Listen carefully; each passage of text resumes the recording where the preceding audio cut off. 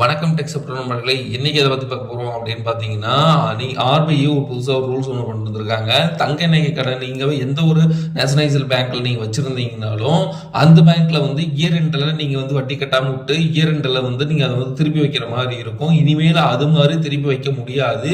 என்ன ரீசன் பாத்தீங்கன்னா, டோட்டலாவே நீங்க இப்போ வட்டி வச்சிட்டீங்கன்னா, இப்போ பேங்க்ல போயிட்டு நீங்க நகை கடனுக்கு வச்சிட்டீங்கன்னா இயர் எண்ட்ல வட்டி மட்டும் கட்டிட்டு நீங்க திருப்பி வைக்க முடியாது.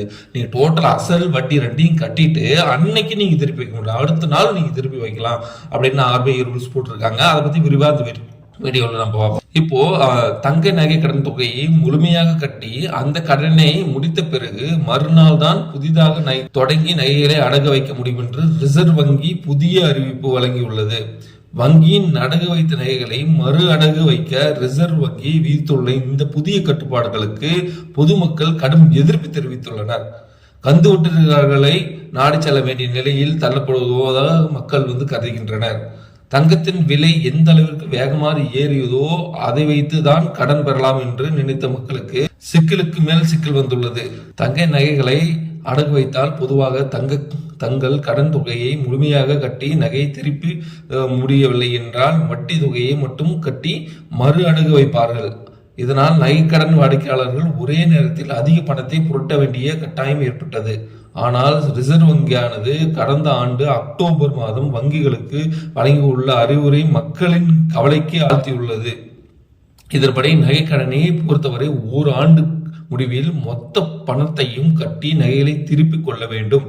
மேலும் திருப்பி நகையை அதே தினத்தில் மறுகடன் வைக்க முடியாது.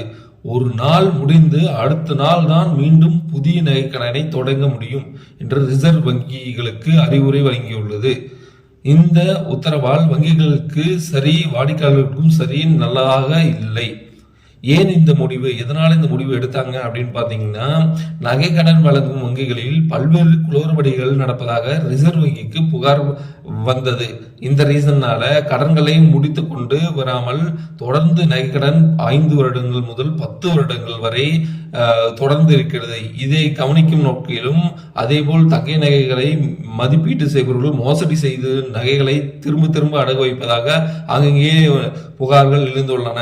இதே போல் வாடிக்கையாளருக்கு இல்லாமலேயே கடன்களை மதிப்பீட்டு செய்து மதிப்பீட்டாளர்களால் மதிப்பிடுவதும் நடக்கிறது. இதனால் தான் ரிசர்வ் வங்கி இந்த உத்தரவு போட்டிருப்பதாக கூறப்படுகிறது. அதே நேரம் ரிசர்வ் வங்கியில் இந்த உத்தரவால் நகைக்கடன் அடகு வைத்தவர்கள் பெருமளவு பாதிப்புள்ளாகி உள்ளனர். ரிசர்வ் வங்கியின் இந்த அறிவுரை காரணமாக தங்க நகைகள் அடகு வைத்து கடன் பெற்ற ஏழை மக்கள் பலர் பாதிக்கப்பட்டுள்ளனர்.